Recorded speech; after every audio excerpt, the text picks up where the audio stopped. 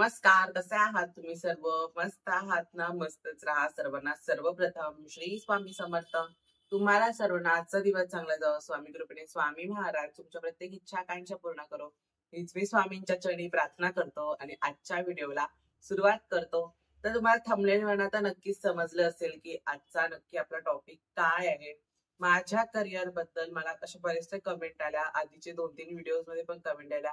कुठली साईड घेतली, काय करणार आहे पुढे, कुठलं ऍडमिशन झालं, वरून अशा पण कमेंट आल्या की कॉलेजला का जात नाहीस वगैरे. त्या सर्व तुमचे जे काही प्रश्न आहेत सो त्याचं आज तुमच्या प्रश्नांचं निरसन होणार आहे. अर्थात तुमच्या सर्व प्रश्नांची तुम्हाला आज उत्तर मिळणार आहेत. तर आजचा व्हिडिओ एंड पर्यंत पहा.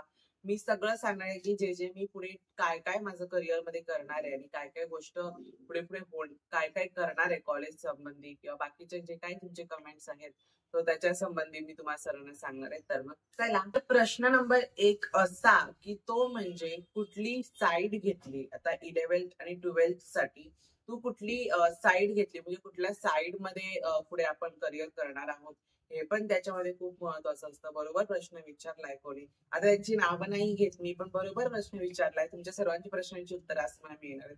तर पहिलं मी कुठली साईड घेणार ते तुम्हाला मी सांगतो की साईड जेव्हा आपण चूज करतो ना तेव्हा आपण पुढे काय करणार आहोत, कुठल्या ह्याच्यामध्ये आपण कुठल्या विश्वचक्रामध्ये आपण काम करणार आहोत किंवा कुठे आपण जॉब करणार आहोत ना ते बघून आपलं आर्ट्स, कॉमर्स आणि सायन्स हे निवडायचं असतं. आता तुम्ही जर पहिल्यापासून ठरवलं असाल अगदी माझ्यासारखं, म्हणजे जर मला ह्या ह्याच्यामध्ये जायचंय, या प्लॅटफॉर्म मध्ये मला काम करायचंय, या प्लॅटफॉर्म मध्ये मला बिझनेस करायचा आहे किंवा या प्लॅटफॉर्म मध्ये मला शिकवायचंय. आता मी तर पहिल्यापासूनच ठरवलंय की मला टीचिंग करिअर मध्ये जास्त फोकस करायचंय. मला टीचिंग करिअर म्हणजे एक प्रोफेसर पद्धतीचं म्हणतात, एखाद विषयाला धरून आपण त्या विषयाची पीएचडी करतो. अगदी तशाच पद्धतीने त्या गोष्टीचं ते खूप महत्वाचं असतं. जेव्हा तुम्ही जेव्हा पद्धतीने तुम्ही ज्या प्लॅटफॉर्मवर तुम्ही काम करणार आहात, ज्या प्लॅटफॉर्मवरती तुम्ही जॉब करणार आहात, सो तो प्लॅटफॉर्म तुम्हाला पहिले निवडायचा आहे की तुम्ही काय करणार आहात. म्हणजे तुम्ही बिझनेस मध्ये जाता, बिझनेस मध्ये जा, डिजिटल मार्केटिंग, खूप प्रकारचे असे आपल्या ऑप्शन आहेत आपल्यासाठी करिअर करण्यामध्ये. खूप आहे, डिझायनिंग आहे, बरेच ऑप्शन आहे. तुम्हाला तुमचा आत्माराम काय सांगतो, तर तुम्हाला काय वाटतं की त्या पद्धतीने तुम्ही तुमचं जे आहे हे तुम्हाला काय निवडायचंय ते तुम्ही निवडू शकता. किंवा बिझनेस मध्ये तुम्ही गुंतवणूक करता तुम्ही तसं पण सुद्धा करू शकता. बराचसा ऑप्शन आहे आणि याच्यात खूप ऑप्शन आहे. तो आता मला काय काय माहिती, काय काय नाही माहित, पण एक मात्र तुम्हाला सांगतो की ते म्हणजे जेव्हा तुम्ही सायन्स, कॉमर्स, आर्ट्स निवडता, आता हे तर खूप म्हणतात, आता हे तर सगळं झालेलं आहे सगळ्यांचं.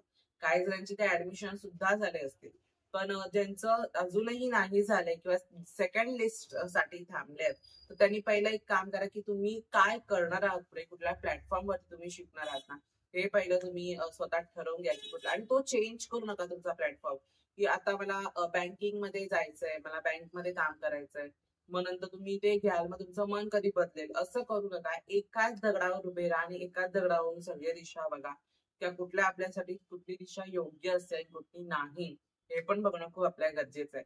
तर मी तुम्हाला सगळं सांगितलं की मी जाणार आहे टीचिंग करिअर मध्ये, अर्थात प्रोफेसर मध्ये. त्याचा आता तुम्हाला एक नीट एक्सप्लेन करायचं म्हटलं तर आता कॉलेज आपलं असतं, अगदी तसंच कॉलेजमध्ये जे प्रोफेसर असतात प्रत्येक लेक्चर किंवा अटेंडन्स मध्ये असतात, घेत असतात किंवा शिकवत असतात. अगदी तसंच आपल्याला, तर मला आवडता विषय तो म्हणजे मराठी, भूगोल, इतिहास हे म्हणजे प्रचंड आवडीचे हे आहेत विषय. सो त्या प्रत्येक आता ह्याच्यात मी एक कन्फ्युजन माझं असं झालंय की ते म्हणजे मी मराठी, इतिहास किंवा भूगोल या कुठल्याही 3 विषयापैकी मी कुठला विषय आता गृहीत धरू. तर अजून ते मला बघायचंय की त्याच्यानुसार मी 13वी नंतर पुढचं करणार आहे. तर आता तुम्हाला सांगतो मी नक्की कुठलं हे घेणार आहे ते. तर मी कुठली साईड घेणार हा तुम्हाला प्रश्न नक्कीच पडला असेल. तर माझं हाफ ऍडमिशन म्हणतात, आपलं हाफ ऍडमिशन, सो ते सुद्धा झालंय. पण मी कुठली साईड घेतो हे तुम्हाला आता समजतं की ती म्हणजे कॉमर्स, आर्ट्स आणि सायन्सच्या 3 साईड असतात. सो त्याच्यातले मी आर्ट ही फील्ड निवडलेली आहे, कारण ज्याच्यामध्ये मला माझं करिअर करायचं किंवा ज्याच्यामध्ये मला माझा जो प्लॅटफॉर्म आहे पुढे शिकण्याचा किंवा ज्याच्यावरती मला जो प्लॅटफॉर्म माझा जॉबचा, अर्निंगचा, सो त्याच्यासाठी मला आर्ट्स घेणं खूप इम्पॉर्टंट होतं. बाकीच्या ह्याच्यामधनं सुद्धा मी घेऊ शकलो असतो, पण मला आर्ट्स जेवढं कम्फर्टेबल वाटलं की त्याच्यामध्ये जेवढं स्टडी आहे ते मी सुद्धा पहिलं शोधून घेतलं होतं कॉमर्स मध्ये काय डिफरन्स आहे आणि आर्ट्स मध्ये काय डिफरन्स आहे. त्या दोघांपैकी मी पहिलं शोधून घेतलं होतं की नक्की काय मला इझी पडेल, की त्याच्यातनं मी माझी 12th पण एकदम इझिली मी करू शकतो अभ्यासामध्ये. सो पहिलं ते मी बघितलं. तर त्याच्यानंतर मला आर्ट्स हा फील्ड जो आहे ना तो खूप बरा वाटला, की त्याच्यामध्ये विषय सुद्धा ते इझी आहेत बऱ्यापैकी आहे. आणि आता मी 8वी 9वी आणि 10वी 3 वर्ष मी संस्कृत शिकलोय. तो म्हणून आता 11th आणि 12th सुद्धा मला संस्कृतच मिळालंय.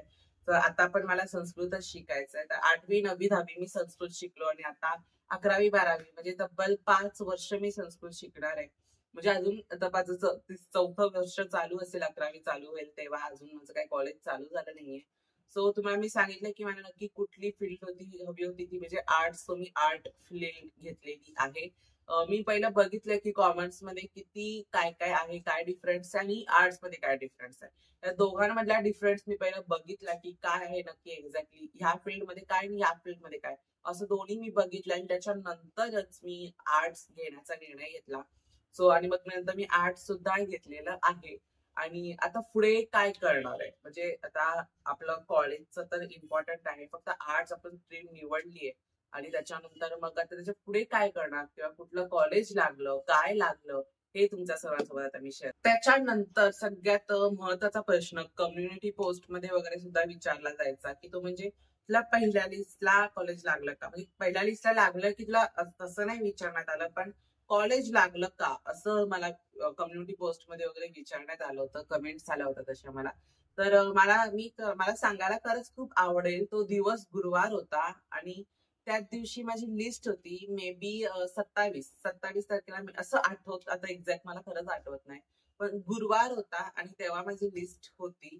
मी तुम्हाला खाली देऊन देईन कधी माझी लिस्ट होती ती, तुम्हाला लिंक होतच असेल.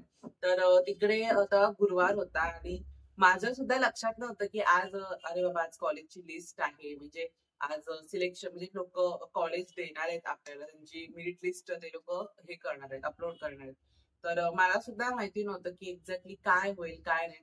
माझ्या एका फ्रेंडनी मला कॉल केला आणि त्याला सांगितलं की आज लिस्ट आहे, तुला कॉलेज लागलं का. आणि मी तेव्हाच उठलो होतो, काहीतरी 9:45च्या आसपास उठलो होतो तेव्हा मी. आणि मग त्याच्यानंतर मग त्याने मला फोन केला की लिस्ट आहे आज, तू बघितलीस का. म्हटलं लिस्ट आहे, मला माहितीच नव्हतं. म्हणजे माहिती होतं पण मी चेक करायला सुद्धा उशीर झाला, कारण ते 10 ते 6 पर्यंतचं टायमिंग होतं, त्याच्यात आपण बघू शकतो.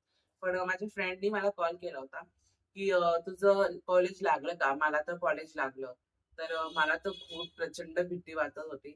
मी उठलो, फ्रेश झालो थोडासा आणि त्याच्यानंतर मग फोन घेतला आणि जसं आपले नॉर्मल गुगलला वगैरे त्यांची लिंक असते ऍडमिशन म्हणजे चेक करण्याची, तो तसं बघितलं. आणि अनायसे गुरुवार होता आणि गुरुवारच्या दिवशी एवढी छान गोष्ट घडली. आणि मग त्याच्यानंतर ना मला कॉलेज लागलं, ते म्हणजे रामनिवास अर्थात राम नारायण रुईया ऑटोनॉमियस कॉलेज, हे मला कॉलेज लागलं, ते पण फर्स्ट लिस्टला. आणि माझे पर्सेंटेज तुम्हाला सर्वांना माहिती आहे 66.40 हे माझे पर्सेंटेज आहे. म्हणजे आणि 500 पैकी मला 332 हे माझे मार्क आहेत. 500 आउट ऑफ 332 332 हे माझे मार्क्स आहेत. आणि मला फर्स्ट लिस्टला इतकं बेस्ट कॉलेज लागलं की सगळ्यांना मी विचारत होतो. आमच्या इथे एक वहिनी सुद्धा राहतात, त्या दिवशी तुम्हाला मी दाखवल्या की शेजारी राहतात ते, आणि त्यांच्यासोबत मी गेलो होतो. त्या पण टीचर आहेत, पण त्यांनी पण सांगितलं बेस्ट ऑफ बेस्ट कॉलेज आहेत. बहुतेक जणांनी त्या कॉलेजबद्दल खूप चांगला अनुभव दिला की ऑटोनॉमियस कॉलेज आहे, चांगलं आहे, रुईया आहे. तर तुम्ही तेच घे. मग त्याच्यानंतर त्याच दिवशी ज्या दिवशी मला लिस्ट लागली त्या दिवशी मला कॉल आला संध्याकाळी की तुम्हाला यायचंय आणि ऍडमिशन प्रोसेस चालू करायची. तर आम्ही लगेच शुक्रवारी दुसऱ्या दिवशी गेलो आणि ऍडमिशन प्रोसेसला आम्ही सुरू केली. त्याच्यानंतर इथे पार्ट 1 पार्ट 2 त्याच्यानंतर शाळेचा दाखला हवा असतो, त्याच्यानंतर काही जे काही प्रोसेसेस होते सो ते मी तिथे अपलोड केले त्यांच्याकडे. आणि मग त्याच्यानंतर ऑडिटोरियम मध्ये गेलो आणि मग त्याच्यानंतर खूप तिथे पण प्रोसेस होती, काय काय करायचं होतं. मग माझं अजून अर्ध ऍडमिशन झालंय, प्रॉपर ऍडमिशन असं झालं नाही, फक्त फीस पेमेंट बाकी आहे. तेव्हा मला कॉलेज लिंक सेंड करणार आहे, त्यांनी अजून काय मला लिंक सेंड केली नाही. 2nd या 3rd जुलै पर्यंत ते मला लिंक सेंड करणार. तर त्याच्यावरती लिंक वरती जाऊन काही डॉक्युमेंट्स असेल ते अपलोड करायचे, फी पे करायचे आणि मग त्याच्यानंतर माझं रुईया अर्थात राम नारायण ऑटोनॉमियस कॉलेजमध्ये ऍडमिशन होणार आहे. आता अर्ध तर झालंच आहे माझं. शाळेचा जो त्यांचा माझा दाखला होता तो त्यांनी तो घेतलाय आणि माझं अर्ध ऍडमिशन झालं. तो थोडं अर्ध बाकी आहे. ते म्हणजे छोटेसे प्रोसेस आहे आणि फी पे करायची म्हणजे माझं ऍडमिशन कम्प्लीट झालं. त्याच्यानंतर अजून सगळ्यांना एक प्रश्न पडत असेल, हे तर झालं 11वी आणि 12वी. मग 12वीच्या नंतर एक्झॅक्टली काय करणार? म्हणजे 12वीच्या नंतर मी काय करणार? तर ते सुद्धा तुम्हाला माझं एक करिअर प्लॅन मी तुम्हाला सांगतोय. तर आमच्या शाळेत सुद्धा करिअर प्लॅनचे बरेचसे प्रोग्राम झाले. 2 ते 3 वेळा करिअर प्लॅनचे आमचे कार्यक्रम झाले शाळेमध्ये. त्याच्यानंतर त्याच्यामध्ये एक मी निवडलं की मला टीचिंग मध्ये करिअर करायचंय, मला प्रोफेसर व्हायचं. प्रोफेसर म्हणजे एखाद्या विषयाला गृहीत धरून आपण पुढच्या ह्याच्यामध्ये आपण शिक्षण चालू ठेवत असतो. म्हणजे टीचिंग मध्ये आपण कॉलेजमध्ये शिकवू शकतो, शाळेमध्ये शिकवू शकतो. तर असं मी फील्ड निवडली आहे. तर 12वीच्या नंतर मी काय करणार? तर ह्या प्रश्न तुम्हाला तर सांगतो. तर प्रॉपर आता तुम्हाला मी सगळं एक्सप्लेनेशन देत नाही बसत, कारण त्याचा खूप मोठा पण व्हिडिओ होऊन जातो आणि मग खूप हे होतं, म्हणजे सगळंच चांगलं होऊन जाईल. हळूहळू पार्ट वाईज मी तुम्हाला सांगणार आहे. तर ते तुम्ही पुढे पुढे बघत जा. अजून 2 वर्ष बाकी, अजून 11वीचं माझं चालू पण नाही झालंय. पण तरी पण तुम्हाला मी सांगतोय की मला कुठलं कॉलेज, काय काय मी घेणार आहे, पुढे मागे काय काय करणार आहे. सो ते तुमच्या सर्वांसोबत मी शेअर करतो. त्याच्यानंतर ते म्हणजे 12वीच्या नंतर मी घेणार आहे BA. BA घेणार आहे मी 12वीच्या नंतर. टीचिंग करिअरसाठी BA हा बेस्ट ऑप्शन आहे. बीकॉम वगैरे बाकीचे असतात ते तर नॉर्मल आहेत. ते बाकीच्या स्ट्रीमसाठी वगैरे असतात. म्हणजे आपण पण घेऊच शकतो, असं काय नाही. पण ते मला नाही घ्यायचं. मी BA घेणार आहे. BA मध्ये बऱ्याचसा ऑप्शन सब्जेक्ट्स मध्ये असतो आणि मला बऱ्याचसा ऑप्शन असा मिळालाय सब्जेक्ट्स मध्ये. बरेचसे हिस्ट्री, पॉलिटिकल सायन्स, त्याच्यानंतर मराठी, संस्कृत की असे बरेचसे ऑप्शन आहे. तर काय काय आहे त्याच्यानंतर असं नॉर्मलच मी BA करणार आहे. त्याच्यात म्हणजे 3 ते 4 वर्ष जाणार. अर्थात 4 वर्ष जाईल का आजच्या शिक्षणाच्या पॅटर्न नुसार 4 वर्ष काहीतरी आहे, 3 वर्ष नाही. सो त्याच्यानंतर मी BA करणार. BAच्या नंतर काय करणार? BAच्या नंतर मी BEd करणार आहे. टीचर होण्यासाठी खूप इम्पॉर्टंट कोर्स किंवा शिक्षण म्हणतात तरी पण शिक्षणच आहे ते. पण BA ला मी त्यानंतर म्हणजे BA माझं झालं 3 ते 4 वर्षाचं, त्याच्यानंतर मग मी BEd करणार आहे. सो BEd करणार आहे. मग फायनली त्याच्यानंतर मी प्रोफेसर व्हायला मला पुढे अजून काय काय करायचंय तर हे मला शोधायचंय. फक्त मला जर स्कूलमध्ये शिकवायचं असलं असतं ना तर मला BEd पर्यंत काफी होतं. म्हणजे BEd पर्यंतच मी शिकलो असतो. त्याच्या पुढे मला जॉब जनरल लागला असता कुठे स्कूलमध्ये वगैरे शिकायला. ज्या फील्डमध्ये आपण जे विषय घेतो तसे विषयावरती पण डिपेंड असतं की तिथे कुठे आपला जॉब लागणार आहे आणि आपला कुठे जॉब नाही लागणार. सो ह्याच्यावरती सुद्धा खूप डिपेंड असतं.